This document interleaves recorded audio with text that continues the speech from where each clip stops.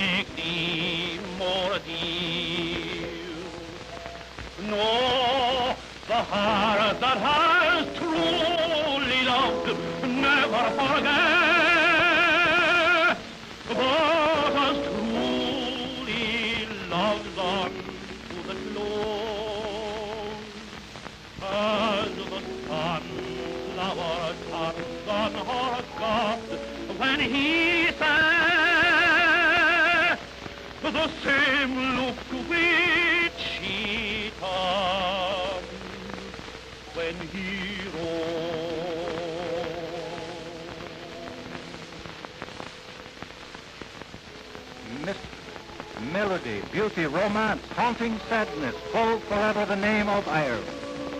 For 2,000 years she's plucked at the heartstrings of mankind. The echoes of her past tremble in memory like the reverberations of tolling bells.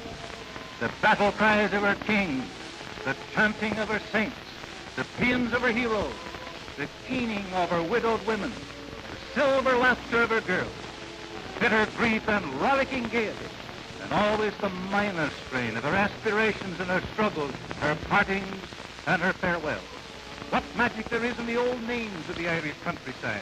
Kilkenny and Kildare, Tyrone and Tipperary, County Down and County Clare, the lakes of Killarney, the river Shannon, and Athlone with a name like a trumpet call in the very center of all. Ireland and her people are like no land or no people anywhere on this earth.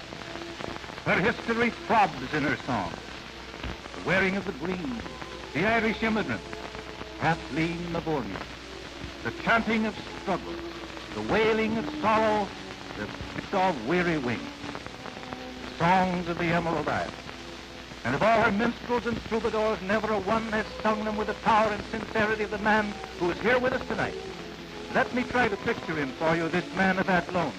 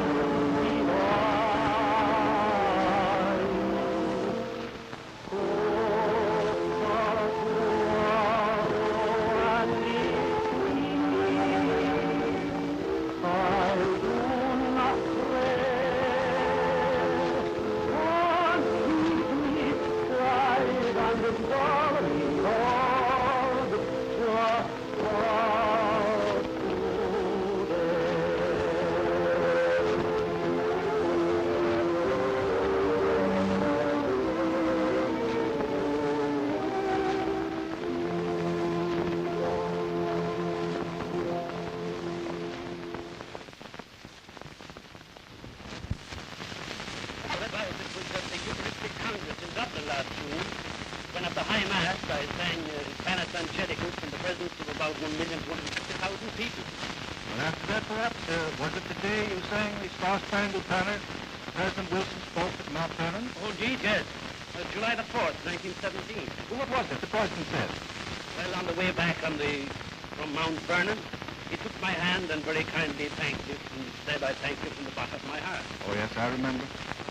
He said he'd never heard it sung as you sang it. Now, don't make me blush. Well, along with the thrill. You must have had a few laughs as you sang your way around the world. Oh, indeed, yes. I remember in Scarborough in England many years ago, I once sang 13 songs for the 13 people who were the audience. And once in Tralee in County Kerry, and I hope there are no Kerry people listening, nobody turned up at all. Well, do you remember the first song you ever sang in all your life? I'll never forget it. It was at the National School in Athlone when I was about 7 years of age. Brother Hughes put Bernie Curley and myself on a table, and we sang for the bishop, who as a reward gave us all a holiday. The song was Isle of Beauty. I wonder if I could sing a verse of it for you. Oh, please do. Steady, please.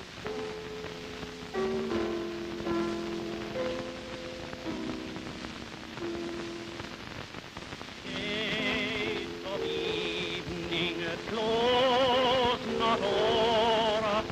Leave our lonely bark a while. Mornada will not restore us yonder dim and distant isle. What would I not give to wander where my old companions dwell? Absence makes the heart grow fonder. Isle of beauty, fare thee well. Thanks a lot. What was the finest compliment you ever received? I think it was this. I was standing in the lobby of the Copley Plaza Hotel in Boston about 1916, when my very dear friend Enrico Caruso, who knew of my very great admiration for him, he stepped out of the elevator. I said to him, Come va il più grande tenore del mondo stamane? How was the world's greatest tenor this morning? To which Caruso, like a flash, replied, Hey, Giovanni, da quando sei diventato basso? Ah, please. Tell me, what's been your greatest satisfaction in life? Oh, undoubtedly having had the good luck to meet the little Irish girl who became Mrs. McCormack. For without her, there would be no John McCormack. Gallant man, John. No, just plain truthful. Phonographic records of your songs are in millions of homes. What do you think is the most popular? Supposing we ask Nat Chiltress that, he, as a matter of fact, accompanied most of them. What would you say, Nat? I'd say that tumble-down shack in Athlone. Well, would you do a verse of it now, both of you, just as you did it on the record? Come on, Nat, let's try.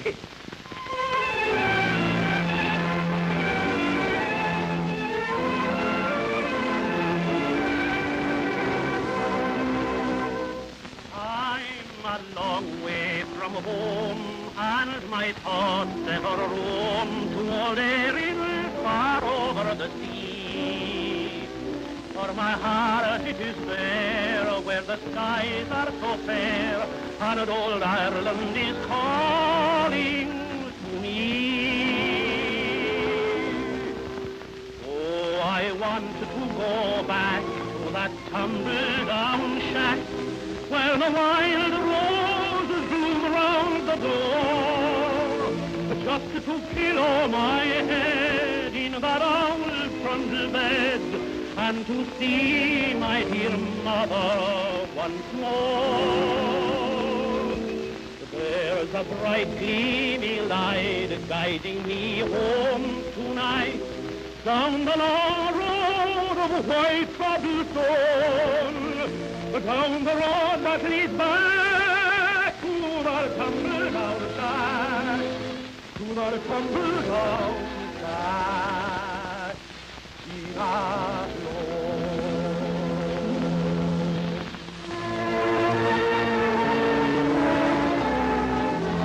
The event which started John McCormack on his career occurred in Dublin when he was 18. He was headed for a career in government service when he was persuaded to enter the Dublin Song Festival.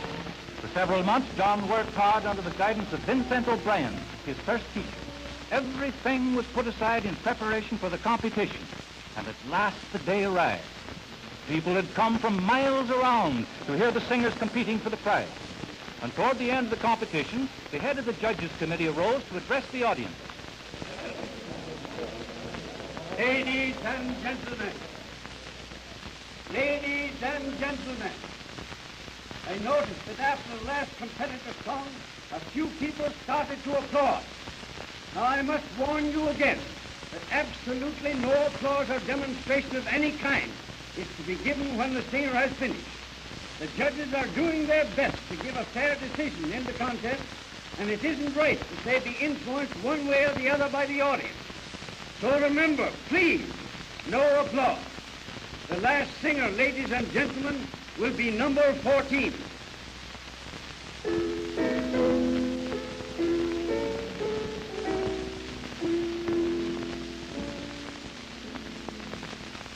Oh, she's not like the rose, but proud in beauty glows, and boasteth that she's so wondrous fair.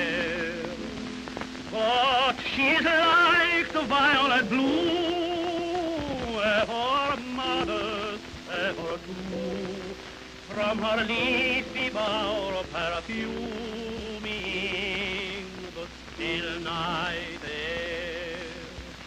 Oh, she's gentle, loving, mild, she's artless as a child, her costly tresses softly flow down. I love thee evermore, sweet. Sing old Irish songs, the garden where the pretties grow. For those of you who don't know what pretties are, I'd like to tell you that they're just ordinary potatoes. The third song will be the evergreen Annie Laurie. Eddie Schneider, of course, is here at the piano as usual. I don't know what I'd do without him. All right, Eddie. On the wings of song I'll bear thee to where the Ganges flows. For there, beloved, I'll show thee a garden where beauty grows. A garden of red roses blooming in moonlight silvery sheen, where lotus flowers are waiting, their sisters best serene, where lotus flowers are waiting, their sisters best serene.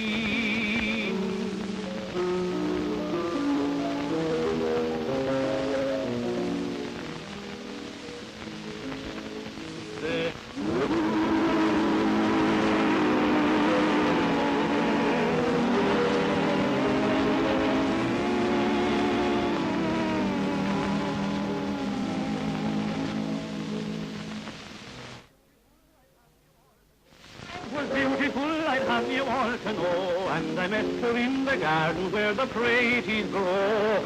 She was just the sort of creature, boys, that nature did intend to walk right through the world, me boys, without a Grecian bend. Nor did she wear a sheeny on, I'd have you all to know, and I met her in the garden where the praties grow. Says I, me pretty Kathleen, I'm tired of single life, and if you've no objection, sure I'll make you my sweet wife. She answered me right modestly and curtsied very low. You're welcome to the garden where the praties grow. Says I, me pretty Kathleen, I hope that you'll agree. She wasn't like your city girls that says you're making free. She says I'll ask me parents and tomorrow I'll let you know if you meet me in the garden where the praties grow. Oh, the parents, they consented, and we're blessed with children 3. 2 boys just like their mother, and the sheriff's the image of me. And now we're going to train them up the way they ought to go, for to dig in the garden where the praties grow. She was just the sort of creature, boys, that nature did intend to walk right through the world, me boys, without a Grecian bend. Nor did she wear she all, I'd have you all to know. And I met her in the garden where the praties grow.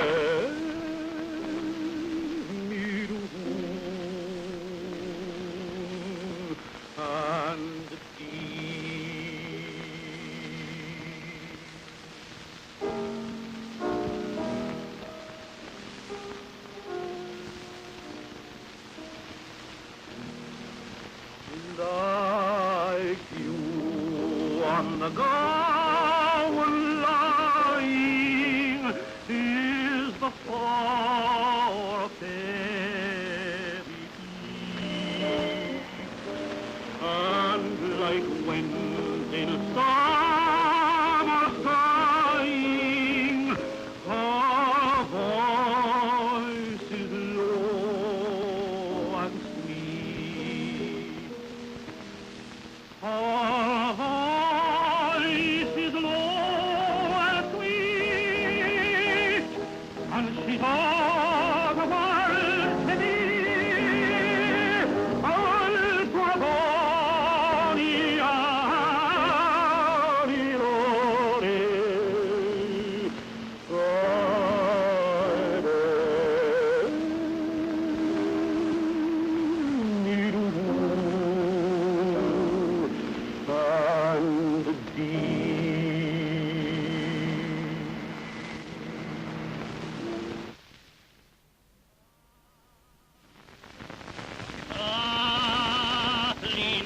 All Dragonia, the great one is breaking, the horn of the hunter is heard on the hill. The dark from her light wing, the bright dew is shaking. Kathleen, my morning, what slumbering still.